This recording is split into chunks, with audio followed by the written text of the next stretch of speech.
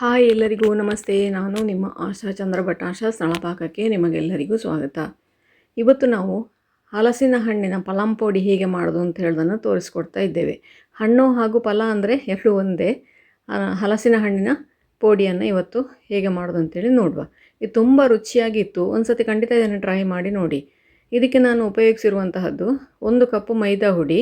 ನೀವೆಷ್ಟು ಮಾಡ್ತೀರಿ ಅಷ್ಟನ್ನು ಉಪಯೋಗಿಸ್ಕೊಳ್ಳಿ. ನಾನಿಲ್ಲಿ ಒಂದು 10-25 ಮಾಡಿದೆ, ಅದಕ್ಕೆ 1 ಕಪ್ ಹಾಕ್ಕೊಂಡಿದ್ದೇನೆ. ಕ್ರಿಸ್ಪಿನೆಸ್ಗೋಸ್ಕರ 1 ಟೇಬಲ್ ಸ್ಪೂನಷ್ಟು ಅಕ್ಕಿ ಹುಡಿ. ಸ್ವೀಟಿಗೆ ನೀವು ಬೇಕಾದರೆ ಸಕ್ಕರೆ ಹಾಕ್ಕೊಳ್ಬೋದು. ನಾನಿಲ್ಲಿ 3 ಟೇಬಲ್ ಸ್ಪೂನಷ್ಟು ಬೆಲ್ಲದ ಹುಡಿಯನ್ನು ಹಾಕ್ಕೊಂಡಿದ್ದೇನೆ. ಸಿಹಿ, ಹಲಸಿನ ಹಣ್ಣಿನ ಸಿಹಿ ಹಾಗೂ ನಿಮಗೆ ಎಷ್ಟು ಸಿಹಿ ಬೇಕೋ ಅದನ್ನು ಹೊಂದಿಕೊಂಡು ಸ್ವೀಟನ್ನು ಹಾಕ್ಕೊಳ್ಳಿ.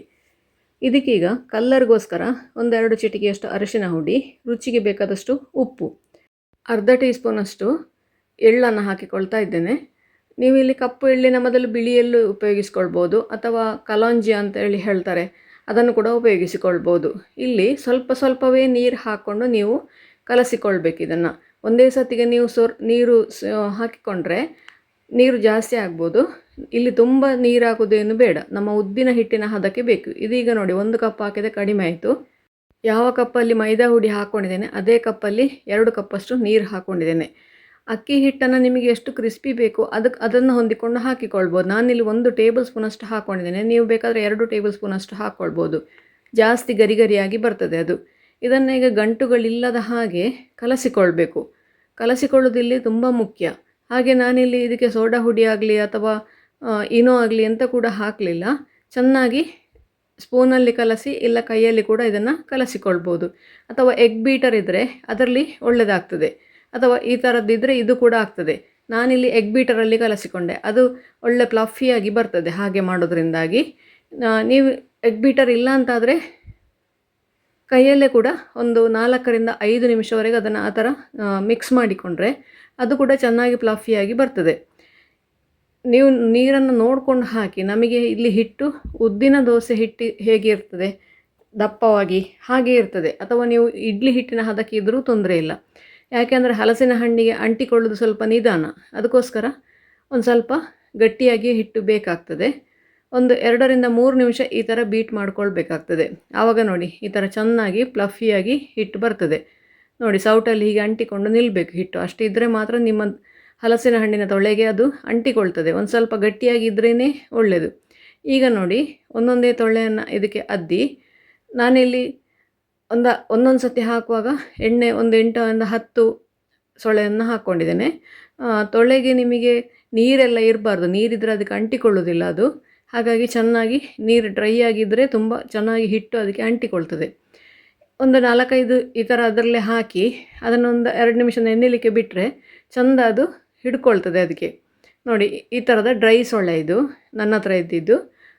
ಮೆತ್ತಗೆ ಆದ ತೊಳೆ ಅಂತ ಆದರೆ ಸ್ವಲ್ಪ ಹಣ್ಣು ಕೂಡ ಮೆತ್ತಗೆ, ಇದು ಪೋಡಿ ಕೂಡ ಮೆತ್ತಗೆ ಆಗ್ತದೆ. ಸ್ವಲ್ಪ ಗಟ್ಟಿ ತೊಳೆ ಅಂತಾದರೆ ಪೋಡಿ ಕೂಡ ಸ್ವಲ್ಪ ಗಟ್ಟಿಯಾಗಿ ಇರ್ತದೆ.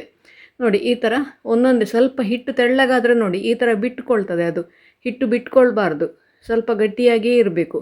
ನಾನು ಫಸ್ಟಿಗೆ ಹಾಕಿದ್ದು ಒಂದು ಸ್ವಲ್ಪ ತೆಳ್ಳಗೆ ಆಯಿತು ಹಿಟ್ಟು. ಆಮೇಲೆ ಒಂದು ಸ್ವಲ್ಪ ನಾನು ಮೈದಾ ಹುಡಿ ಹಾಕ್ಕೊಂಡೆ, ಅದಕ್ಕೆ ಗಟ್ಟಿ ಮಾಡಿಕೊಂಡೆ, ನಂತರ ಸರಿಯಾಗಿ ಬಂತದು.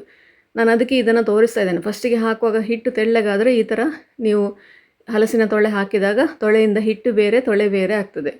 ಈ ಥರ ಒಂದು 7-8 ನೀವು ಎಷ್ಟು ದೊಡ್ಡ ಬಾಣಲೆ ಇಟ್ಕೊಂಡಿದ್ದೀರಿ ಅಷ್ಟು ದೊಡ್ಡ ಬಾಣಲೆಯಲ್ಲಿ ಹಿಡಿಯುವಷ್ಟು ಅದಕ್ಕೆ ಹಾಕ್ಕೊಂಡು ಚೆನ್ನಾಗಿ ಗರಿ ಹಾಕಿದ ಕೂಡಲೇ ಅದಕ್ಕೆ ಸೌಟು ಹಾಕಲಿಕ್ಕೆ ಹೋಗಬೇಡಿ. 1-2 ನಿಮಿಷ ಬಿಟ್ಟು ಸೌಟು ಹಾಕಿ ಅದಕ್ಕೆ, ಇಲ್ಲದಿದ್ದರೆ ಹಿಟ್ಟೆಲ್ಲ ಸೌಟಿಗೆ ಅಂಟಿಕೊಳ್ತದೆ.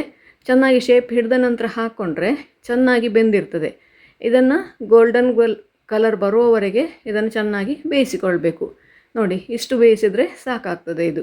ನೋಡಿ ಇದೀಗ ರೆಡಿ ಆಯಿತು. ನಂತರ ಇದನ್ನು ತಿರುಗಿಸಿ ಹಾಕಿ ಸಪ್ರೇಟ್ ಮಾಡಿ ಎಲ್ಲವನ್ನು ಕೂಡ.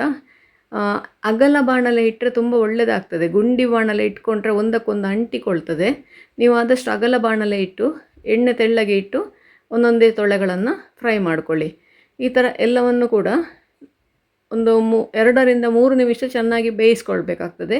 2-3 ನಿಮಿಷ ಬೇಯಿಸಿದ ನಂತರ ಚಂದ ಕಲ್ಲರ್ ಬರ್ತದೆ.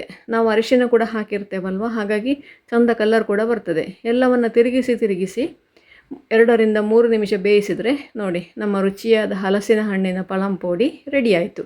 ಹಲಸಿನ ಹಣ್ಣು ಯಾರಿಗೆಲ್ಲ ಇಷ್ಟ ಆಗ್ತದೆ, ಅದರ ಸ್ವೀಟ್ ಯಾರಿಗೆಲ್ಲ ಇಷ್ಟ ಆಗ್ತದೆ ಅವರಿಗೆಲ್ಲ ಇದು ತುಂಬ ಇಷ್ಟ ಆಗ್ತದೆ. ನೀವು ಕೂಡ ಒಮ್ಮೆ ಖಂಡಿತ ಟ್ರೈ ಮಾಡಿ ನೋಡಿ. ಈಗೆಲ್ಲ ಕಡೆ ಕೂಡ ಹಲಸಿನ ಹಣ್ಣು ಸೀಸನ್ ನಡೀತಾ ಇದೆ.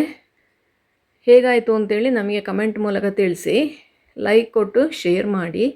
ನೀವು ಇನ್ನೂ ನಮ್ಮ ಚಾನಲನ್ನು ಸಬ್ಸ್ಕ್ರೈಬ್ ಮಾಡ್ಕೊಳ್ಳಿಲ್ಲ, ಸಬ್ಸ್ಕ್ರೈಬ್ ಮಾಡ್ಕೊಂಡು ಪಕ್ಕದಲ್ಲೇ ಇರುವ ಬೆಲ್ ಐಕಾನ್ ಒತ್ತಿ ನಮ್ಮನ್ನು ಸಪೋರ್ಟ್ ಮಾಡಿ. ಮುಂದಿನ ವಿಡಿಯೋದಲ್ಲಿ ಇನ್ನೊಂದು ಹೊಸ ಅಡಿಗೆಯೊಂದಿಗೆ ಹಾಗೆಯೇ ಇನ್ನೊಂದು ಹೊಸ ರೆಸಿಪಿಯೊಂದಿಗೆ ಪುನಃ ನಿಮ್ಮನ್ನು ಭೇಟಿ ಆಗ್ತೇನೆ. ಧನ್ಯವಾದಗಳು.